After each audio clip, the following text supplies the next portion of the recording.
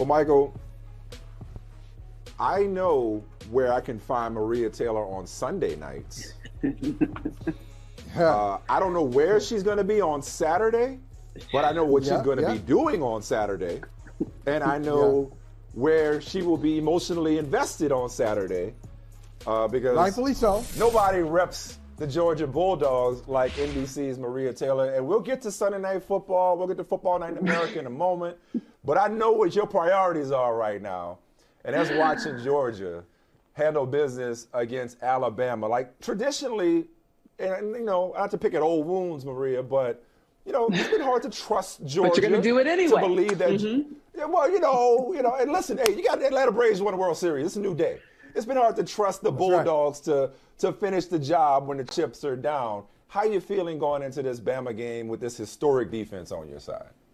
Listen, one thing I know for sure is that the one mental obstacle hurdle that Georgia has to overcome is the Alabama football team. Now, I believe we're better than them, period, nothing. And I'm really excited that I don't work in college football anymore. And I can say we, because go Dogs, we're undefeated. We're 12-0. We're about to win the SEC. We're going to win the national championship. And I can claim all of those things. I'm just sad I can't be in Atlanta for the game because I have to travel early so I can actually be in New York on Sunday night. But I do believe it's one of those things where, you know, Saban never loses to his former assistants. It's been the hurdle that Georgia has to get over. The good news is it doesn't matter whether or not we beat Alabama.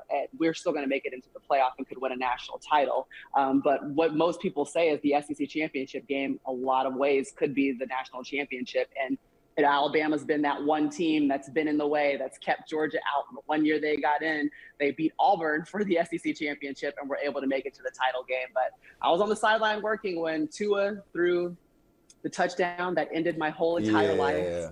Devontae Smith. I've been through heartbreak. Man. I feel like this is the year. This is it.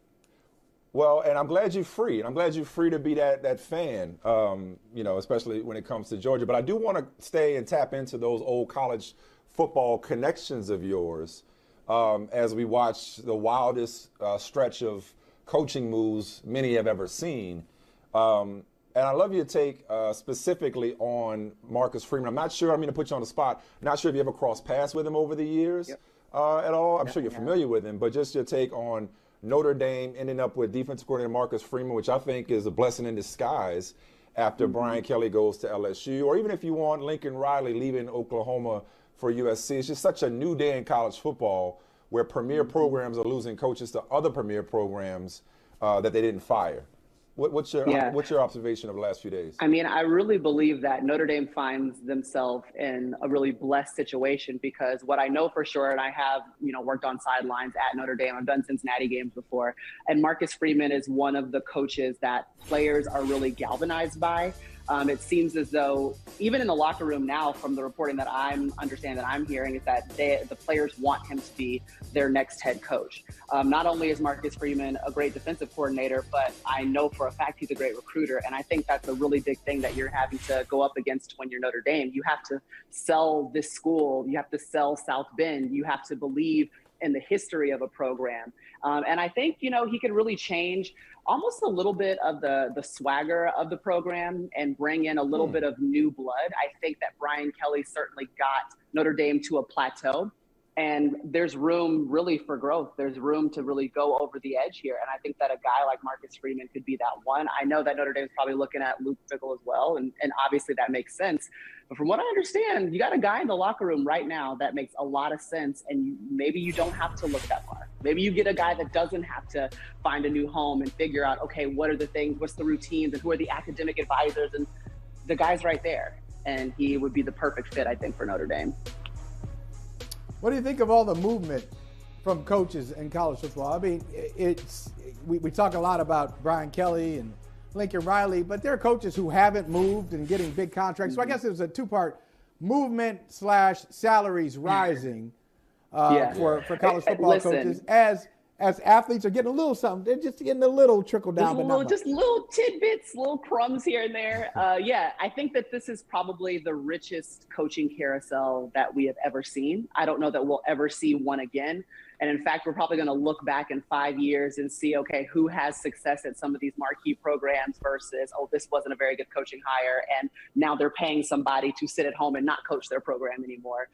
The biggest shocker that I had, obviously, was Lincoln Riley leaving Oklahoma and headed on out to USC. I think it makes a ton of sense. I think if you are the head coach of Oklahoma, you don't really want to be there when they join the SEC. You want to go out to the Pac-12 where they're waiting, craving. I mean, the commissioner's craving for the Pac-12 to be on the tips of everyone's tongues, and not just for the Rose Bowl, but talking about national championship contention. And so you're always relying on an Oregon, and obviously USC has been down for a while.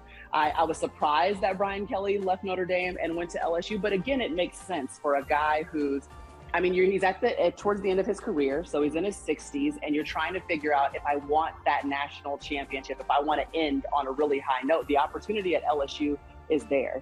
And I don't care what anybody says, like, that program, if you mind the talent just in Louisiana alone, and we could probably go back and forth about the marquee talent that has come out of Louisiana, the state, not just the South. Brian Kelly gets them and puts together a program that he was able to run at Notre Dame. I mean, he's got the athletes. We know that he has the coaching, the structure, the discipline to make that program great. Now, I just got one more thing here. I just want to say, I know you don't lack confidence with your Georgia Bulldogs at 12-0. You don't need any bits of encouragement. But I can tell you what I'm not confident about. What? Oh, what? Well, I want to hear that, but I'm going to tell you. We're always going to have the best defense on planet Earth. If we ever got in a shootout with another team, that's when I start to get concerned. Now, I don't believe it's going to happen because our defense is lights out, like period, dot, nothing. But even when I was in school at Georgia, we had the Todd Gurleys, we had Noshawn Marino, we had Nick Chubb. You know, we had these running backs that you gave them the ball and it was like, that's it. Like, he's going to bust through, or at some point he had a 20-yard gain ahead of him. And so we haven't seen the explosive plays on offense that we're used to. But I also don't think that any team compares to Georgia right now. Like, I look across the board, and that's why I'm confident, period. Like, and the Braves won this year. Like, it's happening. Yeah. Maria, I got to tell you, I love hearing the confidence. This is where I was last week before Ohio State, Michigan. I mean, I just dismissed Michigan. They weren't on my radar. They're not going to do nothing. They never do nothing.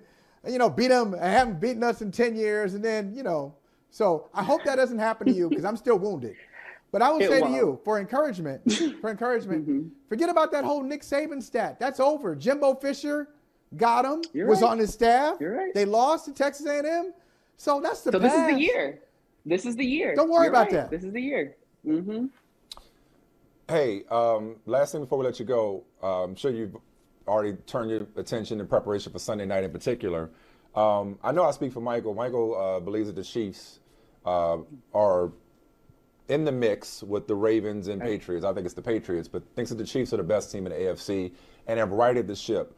I feel like Denver's not only being doubted, but disrespected. I mean, I think the line is something like 9.5. And so I wonder, as you go into this game, do you see it should as be 12 a continuation of Kansas City's run, if not a primetime coronation of Kansas City back as the class of the AFC, or the Broncos? They're not getting this memo, and the Broncos got a chance to continue a trend we've seen this season, which is upsets throughout the NFL.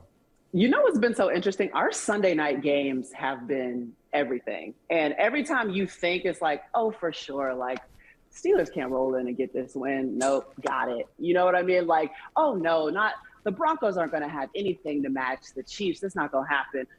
I could see something crazy happening. I could see an overtime game. But the way that the Chiefs have been trending, like, I trust what they're doing. I trust the trajectory that they're on. It was a little bit of a slower start.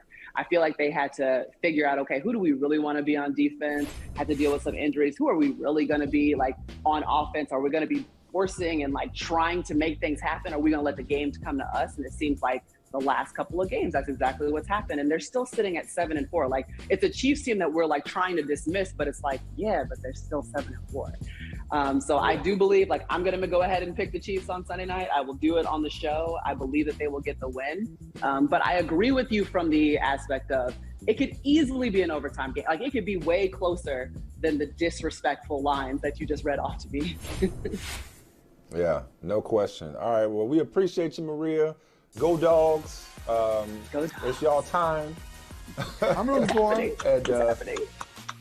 I just like appreciate that you guys. I think the most telling thing in this whole conversation, so you never slipped up and said we all those years. No, you never let your bold.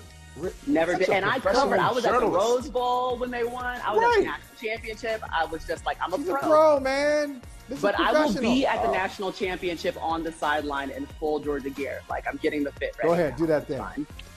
Love it. Love You it. paid All your right, dues. We'll see you Sunday. You paid your dues. Thank you, Maria. Go ahead, do it. Bye, guys. Hey, thanks for watching Brother from Another on YouTube. Make sure you hit subscribe before you leave, and be sure to watch us 3 to 5 p.m. Eastern Time on Peacock. Appreciate you.